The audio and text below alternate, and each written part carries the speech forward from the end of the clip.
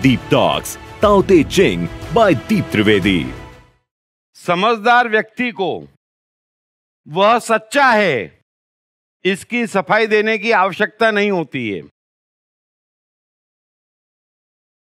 जिसको सफाई देने की आवश्यकता पड़ती है वह समझदार नहीं है। एक तो लाओ त्ज़ू का अंदाज़े बयां और सूत्र, उनकी कहने की स्टाइल। और मैं आपसे एक चीज और कहता हूं, आपने क्राइस्ट को सुना होगा। बुद्ध तो इतना बोले नहीं है सत्य पे, खैर कबीर, भगवत गीता, अष्टावक्र, या कई कई कई लोगों ने बड़े बड़े वाक्य कहे हैं सच्ची साइकोलॉजी के। उसमें से और लाओ त्ज़ू को आप मिलाएंगे तो आपको लगेगा कि वही बात जब लाओ त्ज़ू कहते हैं तो भीतर तक घुसेड़ के छोड़ते हैं। ही मेक श्योर वही बात जब क्राइस्ट कहते हैं कि जो बोते हो वो पाते हो, तो हमको लगता है कि क्या बो रहे हैं, क्या पा रहे हैं, कहां बोना कहां पाना समझ में नहीं आता। उसी सूत्र को जब ट्विस्ट करते हैं लाओ त्ज़ू, तो लाओ त्ज़ू क्या कहते हैं कि आप लोगों पे विश्वास नहीं करके उनको धोखा देने के लिए उकसाते हैं।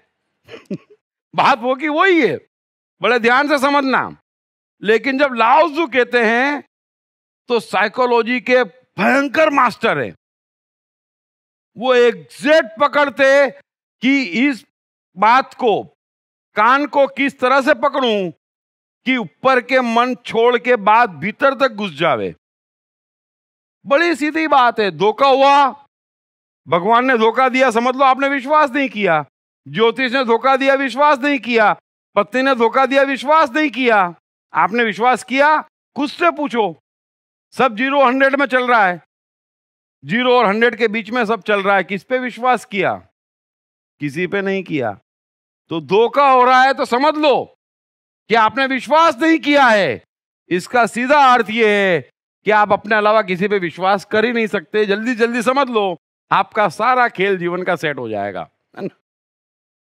तो जो बुद्ध का वाक्य है, अपने दीप स्वयं बनो, वही लाओ त्ज़ू अलग स्टाइल से कह रहे हैं।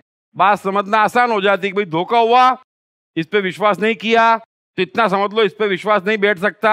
नेक्स्ट नेक्स्ट नेक्स्ट, फटाफट आप काटेंगे तो एक दिन बचेगा कि भैया अपने अलावा किसी पे विश्वास करना बेकार है। बस।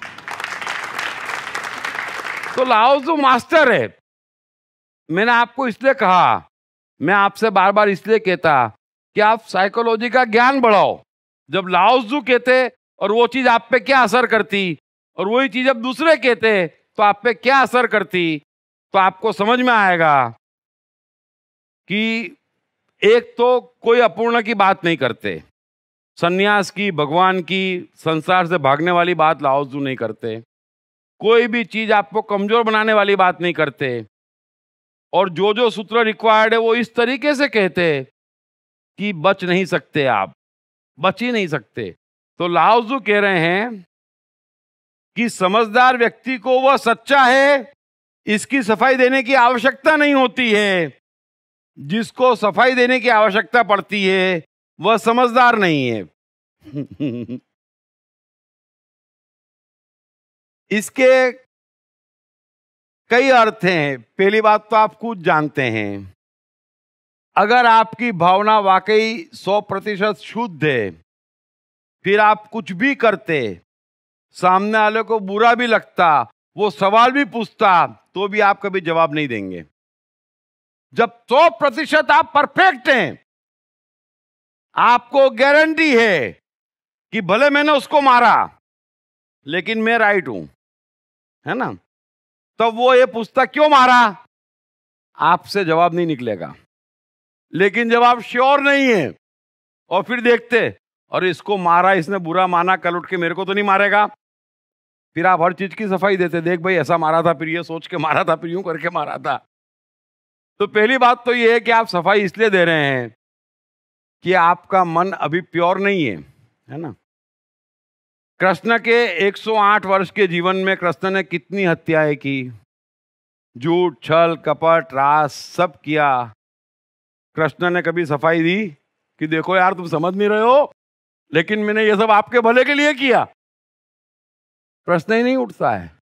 कितने लोग जीते जी कृष्ण की बात समझ में ना आवे, तुम छलिया हो, तुम कपटी हो, तुम धोखेबाज हो, तो कृष्ण हंसे, क्योंकि इसका एक ही जवाब हो सकता, मुस्कुराहट, है ना। सुबह विश्वास दिलाते कि मैं तेरे साथ ऐसा ही करूंगा, तो विश्वास कर, और शाम को उसको धोखा दे आते। वो पूछता ऐसा क्यों किया, मुस्कुरा देते। तू देख भाई, ये तमाशा है। तो सत्य सफाई नहीं देता है, और जो सफाई देता है वो सत्य नहीं है। आप भी गौर करना, जब आप 100% श्योर हैं, तब आप सफाई नहीं देते हैं। आप सफाई तब देते हैं जब आप श्योर नहीं हैं, है ना। अब दूसरी बात समझें कि सब कुछ ऑटोमेशन है, और जब सब कुछ ऑटोमेशन है तो इसका सीधा अर्थ ये हुआ कि किसी के बस में कुछ नहीं है। बड़े अच्छे समझ लेना। इसलिए मैं आपको कहता हूं कि आप कोशिश मत करना, न समझने की न बदलने की, सब अपने आप हो जाएगा, सब अपने आप हो जाएगा। मैं बोलते जाऊंगा, स्पीड पकड़ेगा, पकड़ ले उतनी ठीक, फिर जो पोजीशन है उसमें ही जियो, वही सत्य है, वही परमात्मा है। हो सकता है कोई 30%, कोई 40%, कोई 80%, लेकिन तीनों के तीनों वापस एक क्षण में बराबरी पे परमात्मा है। मनुष्य मात्र निर्दोष है, उसका बुरा मानने की जरूरत ही नहीं है, क्योंकि उसके हाथ में ही नहीं है। अगर ब्रेन ने कंडीशनिंग करी है बेचारे के मन की कि इसको मान कहते और इसको अपमान कहते, अब कंडीशनिंग हो गई है, तो उसके हाथ में क्या है, मान करते यूं करेगा और अपमान करते यूं करेगा। उसके हाथ में है, आप कोशिश करना। आपके हाथ में अब बचा है, आपके हाथ में एक चीज बची थी कि मान अपमान को सम मानो, जो कृष्ण अर्जुन से कह रहे हैं कि मान अपमान लाभ हानि सुख दुख को सम मान ले, तो कोई झंझट नहीं है। अब सम नहीं है, हार जीत में फर्क है, तो जीत से खुश होना आपके बस में है कि जीत हो और खुशी नहीं होऊंगा। आप खुश होंगे और हारेंगे तो दुखी होंगे, आपके बस में नहीं है। अब उस समय मैं ज्ञान दूं या उस समय मैं कहूं कि आदमी कैसा है, अरे मैंने आपको घूरा, लेकिन आप भी कंडीशनिंग है, तो आप मुझे चांटा मारेंगे, ऐसी कंडीशनिंग है तो चांटा मारेंगी, तो मैं बुरा क्या मानूं, ऑटोमेटिक है। आपको सुधारना इतना है कंडीशनिंग को कि यार कंडीशनिंग गलत है, और इंटेलिजेंस ये है कि जिसको गुरु और चांटा मारे उसको गुरे ही क्यों, है ना। तो ये इंटेलिजेंस हमारे में नहीं है, इसलिए मुसीबत आ रही है। बड़े ध्यान से समझना, ये इंटेलिजेंस भी हमारे भीतर है कि इसकी कंडीशनिंग क्या है। किसी भी व्यक्ति का फ्यूचर 5 सवाल में पूरा का पूरा निकल जाता कि उसकी कितनी कंडीशनिंग है, ऊपर के मन कितने स्ट्रांग है, और नीचे के मन की क्या पोजीशन है। कायदे से तो 3 सवाल, बस फिर आप उसको फॉलो कर रहे हैं। अब वो चार्ट पूरा का पूरा एज इट इज जाएगा, समझ लेना। जो मैं लिख के दूंगा वो बदल एक ही कंडीशन में सकता कि आप बदल जाएं। ये बात समझ में आई। तो मनुष्य मात्र निर्दोष है, क्योंकि जो कर चुका उस कारण से उसका जो हाल है वो है, और उसमें उसके हाथ में कुछ नहीं है। अब अभी भी नहीं है, बदलना भी आपके हाथ में नहीं है। अगर बदलना आपके हाथ में होता, अगर समझना आपके हाथ में होता, तो कबीर के दोहे पढ़ने के बाद या कृष्ण की गीता सुनने के बाद मैं नहीं मानता कि इस दुनिया में मंदिर मस्जिद के लिए जगह बचती, है ना। जगह नहीं बचती, लेकिन है, क्योंकि मानना भी आपके हाथ में नहीं है, वो उसके लिए मन की शक्तियां चाहिए। सो मनुष्य मात्र निर्दोष है।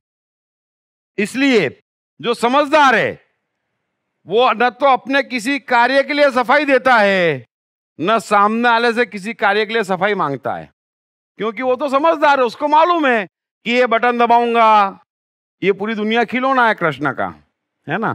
कृष्ण को मालूम है कि ये बटन दबाऊंगा तो द्रौपदी ये करेगा, द्रौपदी ये करेगा तो द्रौपदी ये करेगी, द्रौपदी ये करेगी तो अर्जुन ये करेगा। अब काम अर्जुन से करवाना है, बटन द्रुपद का दबा रहे हैं, रिजल्ट आ जाता है। समझ लेना आप, क्योंकि साइकोलॉजिकल कैलकुलेशन है। ये पावर आप में है और ये पावर मैं चाहता हूं आप रखो। पूरी दुनिया खिलौना है आपके लिए, आपके साथ गलत नहीं होगा। तो कृष्ण न तो ये कहते कि यार ये तुमने क्यों किया, क्योंकि वो क्या करेगा ये मालूम है, और मैंने क्यों किया वो भी मालूम है। तो समझदार व्यक्ति को वह सच्चा है, न तो इसकी सफाई देनी पड़ती, न दूसरा गलत है इसकी सफाई लेनी पड़ती। उसको दोनों चीज मालूम है, वाइस वर्सा। इस बात को आप अच्छे समझ लो, और आप कोशिश भी करते जीवन में, है ना, कि मैं ये बोलूंगा तो सामने वाला ऐसा सोचेगा और फिर वो ये करेगा और मेरा काम हो जाएगा। सोचते तो आप अच्छा हैं, लेकिन बटन गलत दब जाता, क्योंकि अज्ञान है। कोशिश सब जने यही कर रहे हैं कि दूसरे का साइकोलॉजिकल फायदा उठाएं, हर चीज, हर व्यक्ति, हर परिस्थिति मेरे हिसाब से मोल्ड हो जाए, लेकिन वो होता नहीं है। Deep Trivedi mobile app available on Google Play Store, Android Smart TV, Apple App Store and deeptrivediapp.com। खत्म हुआ इंतजार।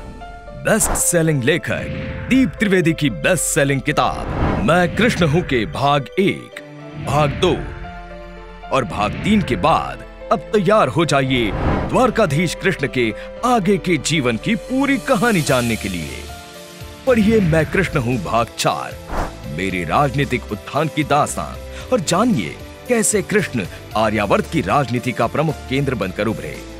द्रौपदी स्वयंवर सफलतापूर्वक निपटाने हेतु कृष्ण को किन किन चुनौतियों का सामना करना पड़ा। पढ़िए मैं कृष्ण हूं भाग 5, मेरे और द्वारका के संघर्षशील दिनों की दास्तान, और जानिए कृष्ण को अपनी ही बहन सुभद्रा का अर्जुन द्वारा क्यों अपहरण करवाना पड़ा। क्या भरी सभा में हुए द्रौपदी चीरहरण के दौरान कृष्ण ने द्रौपदी को अनगिनत साड़ियां दी थी। पढ़िए मैं कृष्ण हूं भाग 6, मेरे जीवन के अंतिम दिन, और जानिए कृष्ण ने महाभारत युद्ध के दौरान पांडवों का ही साथ क्यों दिया था।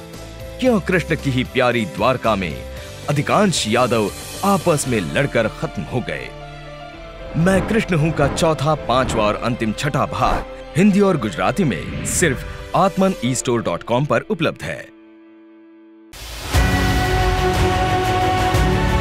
Deep Talks, Tao Te Ching by Deep Trivedi। एक बार फिर समझ लो सूत्र कि समझदार व्यक्ति को वह सच्चा है, इसकी सफाई देने की आवश्यकता नहीं होती है, और जिसको सफाई देने की आवश्यकता पड़ती है वह समझदार नहीं है। अभी जीवन की असफलताएं क्या है? सिर्फ इस समझदारी की कमी है कि मेरे मन पे क्या करने से क्या प्रभाव पड़ेगा। बुद्धि का रिसीवर जो फ्रीक्वेंसी कैच कर रहा है, जो विचार कैच कर रहा है, उसका मेरे मन पे क्या प्रभाव पड़ेगा इसका ज्ञान हमें नहीं है। ये सारे सूत्र हमें वो ज्ञान देने की कोशिश करते, आप ग्रहण करने की कोशिश करो।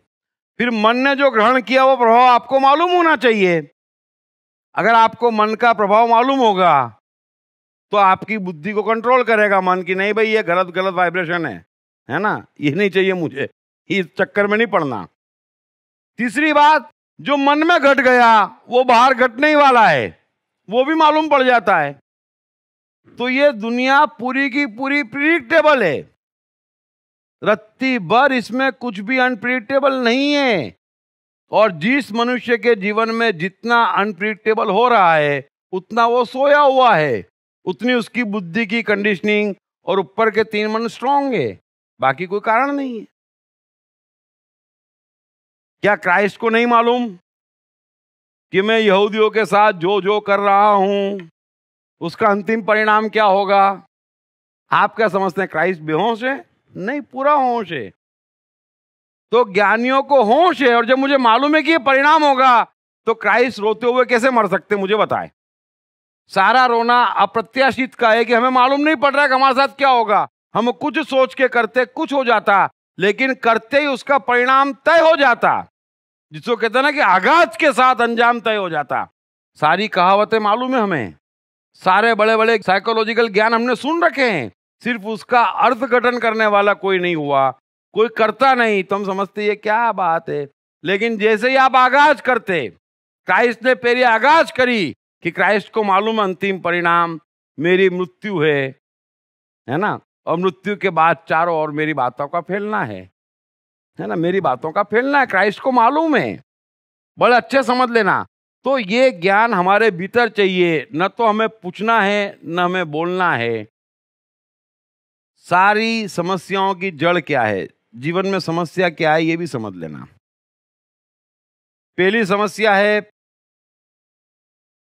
कि बचपन से 15-20 वर्ष के होते तब तक क्या करना, ये किसी मनुष्य को नहीं मालूम है। और मैं बार बार कहता हूं कि जरा भी जबरदस्ती मत करो। जो लाओ त्सु कहते हैं कि घटनाओं के बीच में आना खतरनाक है। हर प्रकार की दखलंदाजी ताओ की विचारधारा के विपरीत है। मैं आपको आपके साथ दखलंदाजी करने की मना कर रहा हूं। आप बताइए, कबीर के हजारों दोहों में और हजारों भजनों में एक बार उन्होंने बोला कि यार तुम ये मत करो, वो तो दखलंदाजी हो गई। दखलंदाजी आपको और बिगाड़ेगी। दखलंदाजी का सवाल नहीं है, ऑटोमेटिक है। बात आप सुनेंगे, आपके भीतर जाएगी। ये एटम बम है सारे, वो जिनको मारना होगी और जितनों को मार सकती होगी और जितनों को मारने के लिए आप राजी होंगे उतनों को मार डालेगी। वो आप में चेंज हाथों हाथ हो जाएगा, ऑटोमेटिक है। जो बच जाएगा और जो शब्द अंदर बच जाएंगे वो फाइट करते रहेंगे, वो भी ऑटोमेटिक है। तो परिवर्तन भी ऑटोमेटिक है, सब कुछ ऑटोमेटिक है। तो करने की बात नहीं है, लेकिन हम बच्चे को करवाते।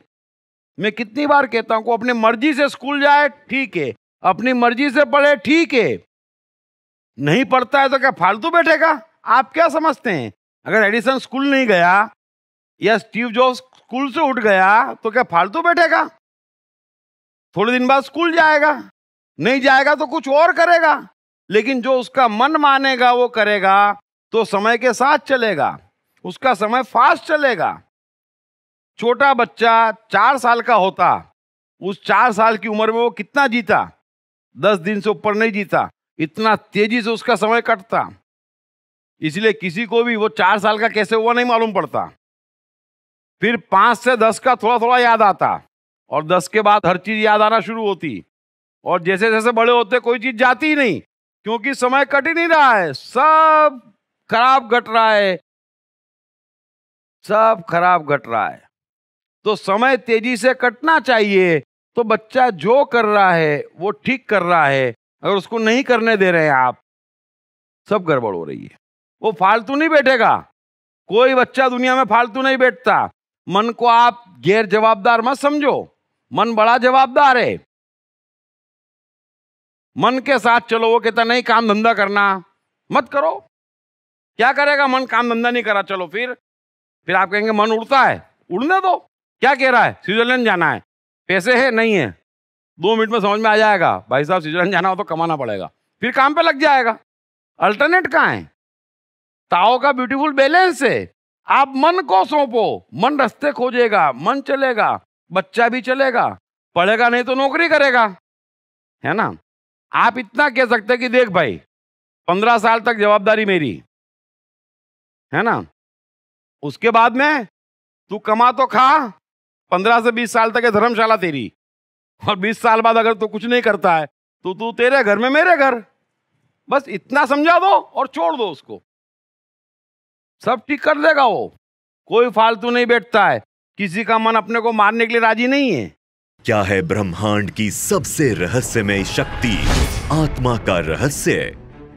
इस पर से पहली बार पर्दा उठाते हैं बेस्ट सेलिंग लेखक दीप त्रिवेदी अपनी नई किताब आप और आपका आत्मा में। इस किताब में दीप त्रिवेदी आपके जीवन को चलाने वाले ब्रह्मांड की सर्वोच्च सत्ता आत्मा का सरलतम वैज्ञानिक भाषा में विश्लेषण करते हैं तथा आत्मा और उसके आपके जीवन पर पड़ने वाले प्रभाव से संबंधित तमाम सवालों के जवाब भी देते हैं, जैसे आत्मा क्या है?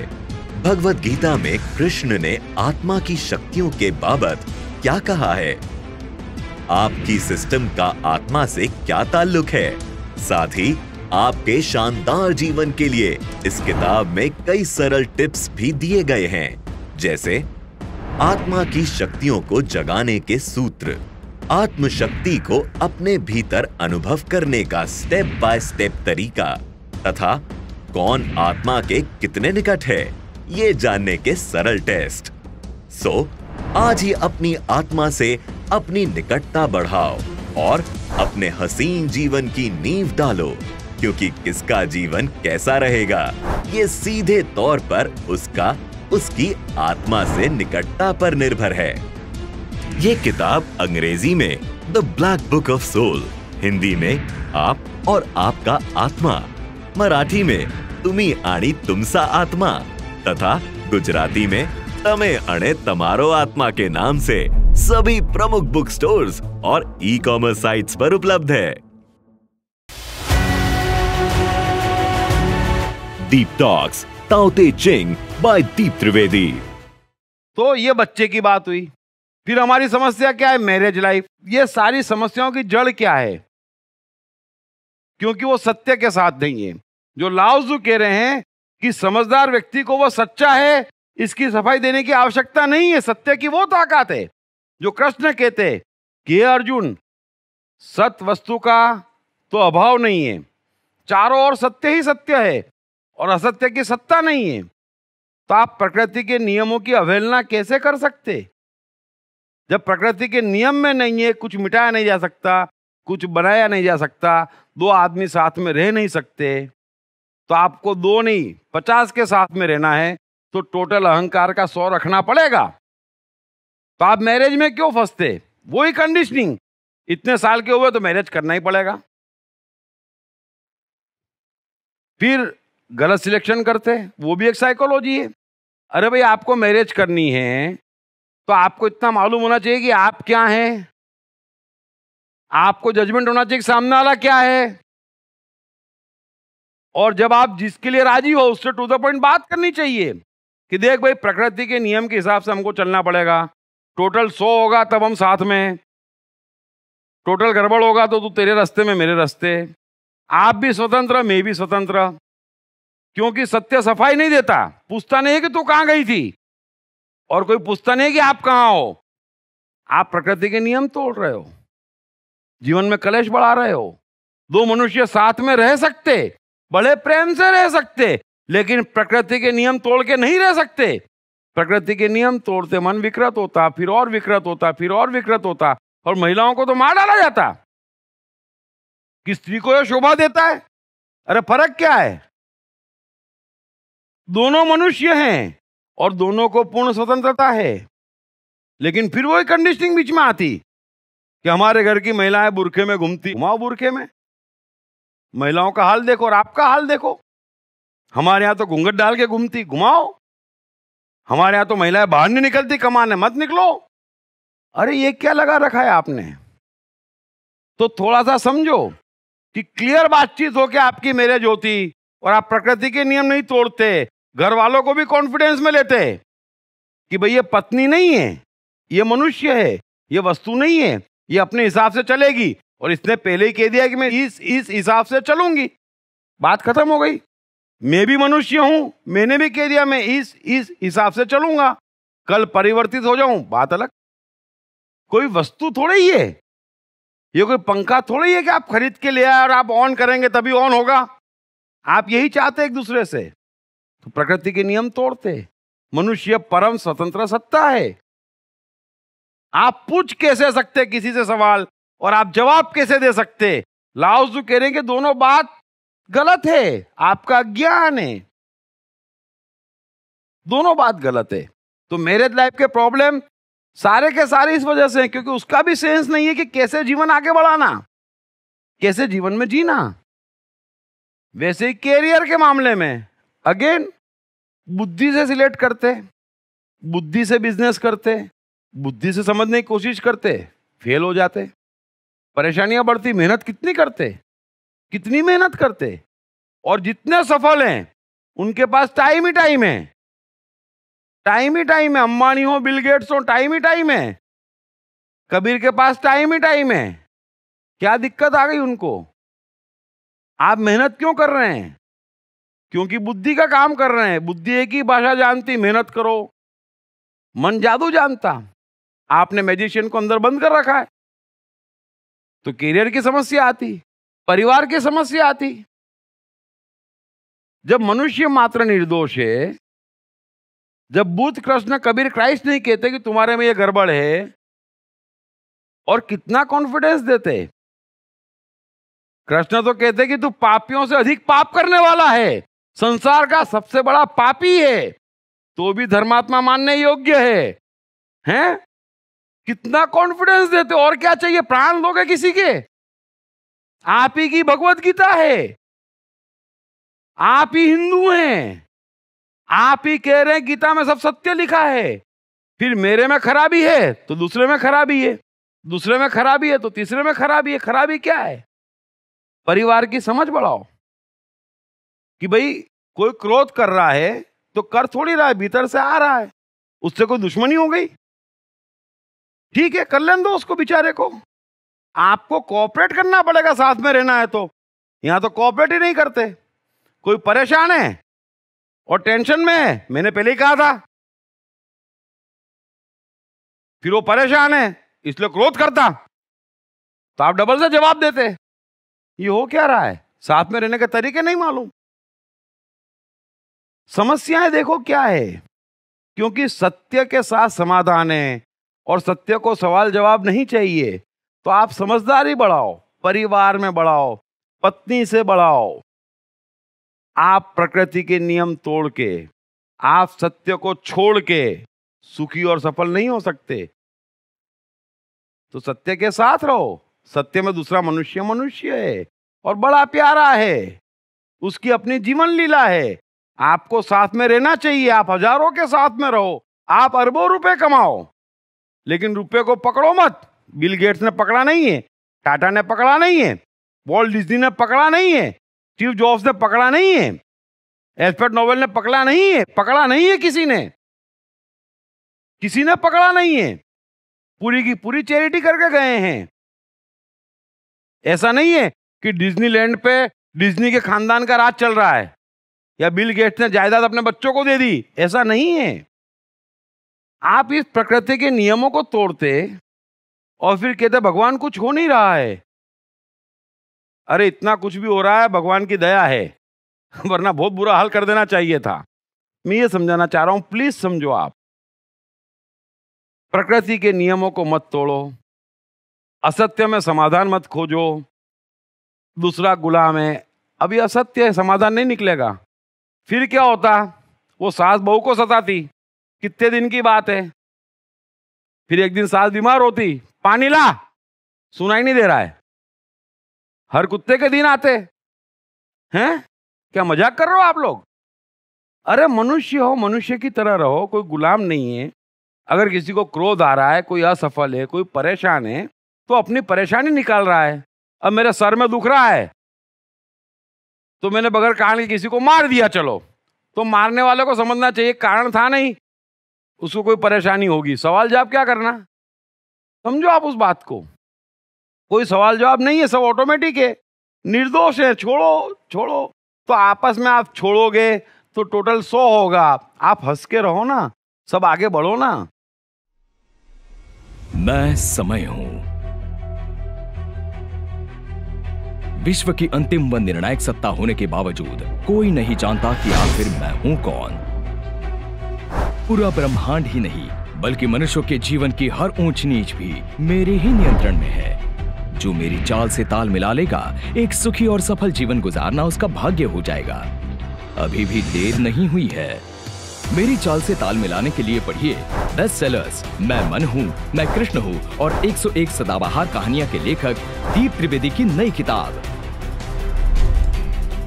मैं समय हूं। ये किताब हिंदी और गुजराती में सभी प्रमुख बुक स्टोर्स तथा ई-कॉमर्स साइट्स पर उपलब्ध है।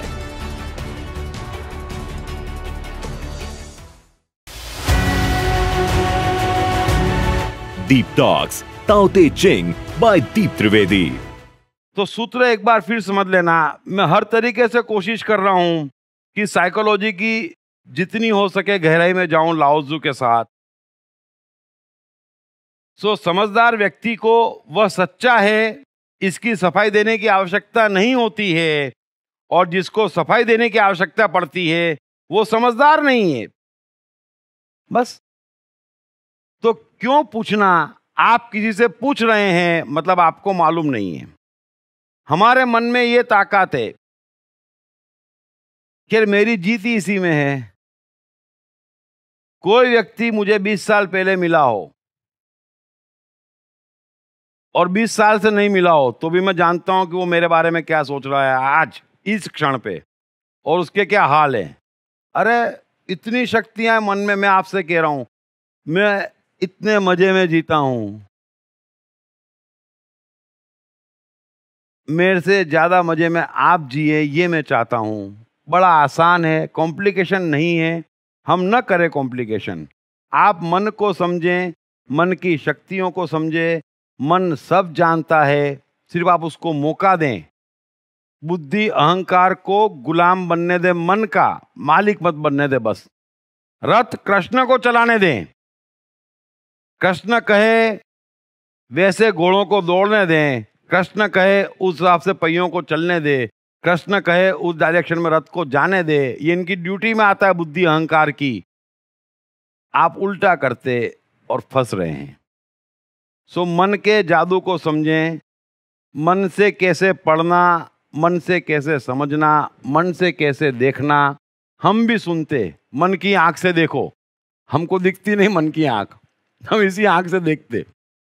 फिर इस आंख से देखते, बुद्धि से एनालिसिस करते। अरे मन की आंख से देखो, क्लियर दिख रहा है, सत्य दिख रहा है। अब एनालिसिस क्या करनी? एनालिसिस किस बात की हो सकती जो दिख नहीं रहा है? हम एनालिसिस कर रहे हैं और समझ लें एनालिस्ट सब बुद्धिमान है। अरे बुद्धिमान होते तो बिल गेट्स क्या नौकरी क्यों करते हैं? अगर कोई टीचर बिल गेट्स बना सकता होता तो बात ही समाप्त हो जाती। मन की आंख से देखो, मन की तरह से सोचो। मन सोचता भी है, मन निर्णय भी करता है, मन सारे वो काम करता है जो बुद्धि करती। लेकिन मन का कंप्यूटर बड़ा विशाल है। बुद्धि हर चीज को मेमोराइज कर देती। जरा अच्छे समझना, ये कला भी मैं आपको समझाने की कोशिश करता हूं। मैं कभी बुद्धि से एक क्षण को काम नहीं कर सकता। बुद्धि पढ़ेगी, बड़ा टाइम लगाती। मन की आंख से एक मनुष्य 1.5 से 2,000 पेज एक दिन में पढ़ सकता, मन की आंख से, और समझ के मेमोराइज कर सकता। ये मन की ब्यूटी है। आप बुद्धि को टोटल ब्लॉक कर दो, क्योंकि बुद्धि की दिक्कत यह है कि बुद्धि हर चीज को परमानेंट मान के चलती, पकड़ के चलती। मन बड़ा मास्टर है। स्टीव जॉब्स, ये आपके जितने भी है ना मास्टर लोग, ये बुद्धि से नहीं पढ़ते, मन से पढ़ते हैं। तो मन को पढ़ने में क्या चाहिए?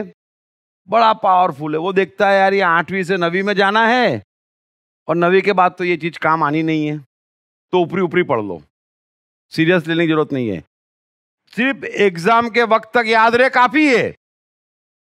एग्जाम से निकले और 3 दिन बाद आप पूछना तो आया तो फर्स्ट क्लास, लेकिन याद कुछ भी नहीं है। और बुद्धि को एग्जाम से निकलने के बाद सब याद आ जाएगा। एग्जाम में टाइम फीस, और परमानेंट मेमोराइज करती, साल भर पढ़ती। और साल भर पढ़ने की क्या जरूरत है? कोई जीवन भर साथ में लेके जाना है? तो बुद्धि के पास हर चीज पूरी की पूरी तैयार है। आपके बुद्धि अहंकार के पास कौन कैसा था, किसने क्या किया, उसने कब पानी पिलाया, मुझे मालूम ही नहीं है। क्या मालूम है मुझे? मेरी बर्थ डेट क्योंकि बार बार लिखनी पड़ती कहीं पे, तो याद हो गई। दुनिया में एक भी आदमी की मुझे बर्थ डेट मालूम नहीं है। थक गई हमारी माता जी की, एक तो याद करो, 100 बार कह दे, 1000 बार कह दे, मन में जाती ही नहीं और बुद्धि चलती नहीं। बुद्धि को चलाता ही नहीं मैं, और मन बाउंस कर देता कि ये डेटा अनरिक्वायर्ड आ रहा है, वजन देगा, हैं? मेरी बुद्धि बाउंस कर देती, मन छोड़ता ही नहीं। गांधी जी कब पैदा हुए थे? मैं कहता हूं 4 मार्क कम देना, तारीख मत पूछे भैया। क्या करोगे तुम लोग? हैं? वजन नहीं चाहिए मुझे, ये वजन की बात है। क्या किया ये मन का विषय है, क्यों किया ये मन का विषय है, ये पूछ लो। वो क्या थे ये पूछ लो। भाई कब पैदा हुए थे, कौन से साल में नमक दांडी की? अरे की तो की यार, अबे आप मेरे को परेशान कर रहे हो हैं? नहीं, मैं परेशानी नहीं झेलूंगा। तो बुद्धि से मत चलो, मन महत्वपूर्ण पकड़ता। और मन का मेमोरी कार्ड इतना प्यारा है कि आपके पैदा होने से आज तक की सारी बात मन में स्टोर रहती, लेकिन याददाश्त 0। जब आपको आवश्यकता पड़ती बस उतनी ही मेमोरी मन से आती, और आवश्यकता खत्म होती फिर 0। और बुद्धि के पास ये सारी की सारी मेमोरी परमानेंट रहती। इसलिए मन क्षणिक निर्णय करता, क्षणिक में जीता। मन को मालूम ही नहीं है कि उसने कौन कौन सी तारीख को क्या क्या व्यवहार किया था। बुद्धि को मालूम है, इसने पानी नहीं पिलाया था, अपने घर आए तो पानी नहीं पिलाना है। मन ऐसा सब याद नहीं रखता। वो प्रेम से आया, जान दे देगा उसको, और उसने 1000 बार पानी पिलाया हो, लेकिन आज पानी पिलाने नहीं आया है, या सच्ची में पानी पिलाने आया है, मन रिजेक्ट कर देगा। तो मन बड़ा ब्यूटीफुल है, और मन की मेमोरी टू द पॉइंट है। इसलिए मैं कहता हूं कि 2 कॉन्ट्राडिक्शन के बीच में मन है। मुझे कुछ भी याद नहीं है, मुझे सब कुछ याद है बस, लेकिन मौके पे। बुद्धि का सब उल्टा सुल्टा है। इसलिए मेहरबानी करके मन से देखो। मन से देखने का अर्थ है भीतर डालो, सत्य को बाहर निकलने दो, कैलकुलेशन भीतर होने दो। हमारा अहंकार की औकात नहीं है, वो 80 साल की सोच रही है, ये अनंत का कैलकुलेशन है, अनंत की बात है, अनंत पे छोड़ दो। कहते हैं सब कुछ मुझ पे छोड़ दो, बस हम छोड़ नहीं पाते, ये हमारी समस्या है। और उस पे मतलब फिर मंत्र पे नहीं, तंत्र पे नहीं, किसी भगवान पे नहीं, उस पे मतलब सब कुछ आपके मन पे छोड़ दो, उसको मेहनत करने दो। उसकी मेहनत बड़ी साइलेंट है, और आप कोशिश करना मन में छोड़ दो, और फिर रूटीन में अपना काम करे रखो। अचानक भीतर से कैलकुलेशन आके एक दिन छक फ्लैश आएगा, छक से फ्लैश आते कि ये मैंने सब गणित जमा लिया और ऐसा करने लायक लगता है, बस काम खत्म हो गया। तो मन से देखना, मन से सोचना और मन से करना, क्योंकि मन लगा रहता, आप भी जानते हैं, तो कंसंट्रेशन आता, आत्मविश्वास आता, उत्साह आता, मन थकता नहीं। ऐसा नहीं है कि एडिसन 6500 बार फेल हुआ तो थक गया, निराश हो गया कि अब बल्ब नहीं बनेगा। नहीं, मन थकता नहीं है। मन ने तय किया काम होएगा और होना ही पड़ेगा। कृष्ण ने तय किया कि कौरव मेरे द्वारा मारे डाले जा चुके, तो कौरव मर ही गए। कृष्ण तय करते, सोचते नहीं, मांगते नहीं। आपको भी तय करना है, आपका मन तय करता तो बल तो बनेगा, थकने का काम नहीं है। बुद्धि थकती है, होगा नहीं होगा, कैसे होगा, अरे बाप रे 10 दिन होगा, छोड़ो छोड़ो छोड़ो छोड़ो, लगता है भाग्य में नहीं था, ठीक मुहूर्त में नहीं घुसे, थका देगी आपको, 1000 लॉजिक देगी। और फिर बुद्धि एक और एक्सपर्ट, अपनी गलती नहीं बताएगी। ये साथी वैज्ञानिक थे ना, ये तो डफर आ गए थे, है ना, ये सीए बदमाश है ना। बुद्धि अपनी गलती नहीं स्वीकारेगी। इसलिए लाओ त्सु का पिछला सूत्र था कि असफलता एक चांस है, अगर आप दूसरों को दोष न दें। सीधा अर्थ है, खोजो कहां मिस्टेक करी बस, और भीतर उस पावर को खोजो, पावर को खोजो, बार बार भीतर उस पावर को खोजो। क्योंकि लाओ त्सु कृष्ण अष्टावक्र पूर्णता सिखाते, वे कहते इस पावर का उपयोग करो संसार में जीतने के लिए। इसका बलिदान मत दो, न बुद्धि अहंकार का बलिदान दो, न शरीर इंद्रिय का बलिदान दो, संसार में जीतो और संसार में जीतकर हमारे पास आओ। ये वो शिक्षा नहीं है कि सब माया है छोड़ दो। अब भाई सब माया है तो फिर खुल के खेलो ना यार, ये ऐसा कहते हैं, है ना। जीवन खेल है तो खेलने के लिए है ना, तो कृष्ण खेलते। माया तो कृष्ण के लिए भी सब कुछ है, लेकिन खेल के जाए ना, माया है तो बस। तो हमको खेलने की कला सिखाते। सो अपनी 4 समस्या मनुष्य की मेजर होती, उन चारों का समाधान प्रकृति के नियम और सत्य में खोजो। न सवाल पूछो न जवाब दो, उसके निकट आओ। रातों रात कुछ नहीं होगा, लेकिन धीरे धीरे उसके निकट आओ कि पूछना ना पड़े और कहना ना पड़े। मतलब आप अपनी सुप्रीम इंटेलिजेंस की तरफ बढ़ रहे हैं कि मुझे मालूम है और मुझे सफाई देने की जरूरत नहीं, क्योंकि मैं गलत हूं नहीं। आपको समझ में नहीं आ रहा है तो आप अपना टाइम वेस्ट करो। मैं 10 मिनट क्यों वेस्ट करूं? मैंने इस कारण से ये किया, फिर बोलूंगा, फिर आप 3 सवाल और पूछोगे, मेरा दिन निकल जाएगा, हाथ में कुछ नहीं आएगा, है ना। मैंने किया, अपना काम खत्म हुआ, कार्य करते किसको, काम खत्म। दीप त्रिवेदी अपनी नई किताब 101 सदाबहार कहानियां में सर्वकालीन सर्वश्रेष्ठ कहानियों और चुटकुलों को और भी रोचकता प्रदान करते हुए उनके गहरे साइकोलॉजिकल और फिलोसॉफिकल पहलुओं को सार के रूप में अपने ही अनोखे अंदाज में समझाते हैं। यह किताब अंग्रेजी, हिंदी, मराठी तथा गुजराती में atmanistore.com और सभी प्रमुख बुक स्टोर्स तथा ई-कॉमर्स साइट्स पर उपलब्ध है। मनुष्य जाति के इतिहास की सबसे अद्भुत किताब दीप त्रिवेदी द्वारा 6 भागों में लिखित कृष्ण की संपूर्ण आत्मकथा मैं कृष्ण हूँ की 6 बुक की ये कंप्लीट सेट हिंदी और गुजराती में सभी प्रमुख बुक स्टोर्स और ई-कॉमर्स साइट्स पर उपलब्ध है। कैसे अनपढ़ एडिसन 1000 से ऊपर पेटेंट्स रजिस्टर करवाने वाले वैज्ञानिक हो गए? कैसे पेट्रोल पंप पर पेट्रोल भर रहे धीरू भाई इतने बड़े व्यवसायी हो गए? कम पढ़े लिखे व स्कूली शैतान कैसे स्टीव जॉब्स हो गए? सफलता के पैमाने अनेक, कारण सिर्फ एक, मन की शक्तियाँ। मन की शक्तियों को जगाने तथा एक सुखी और सफल जीवन जीने के लिए पढ़िए दीप त्रिवेदी की बेस्ट सेलिंग किताब मैं मन हूँ।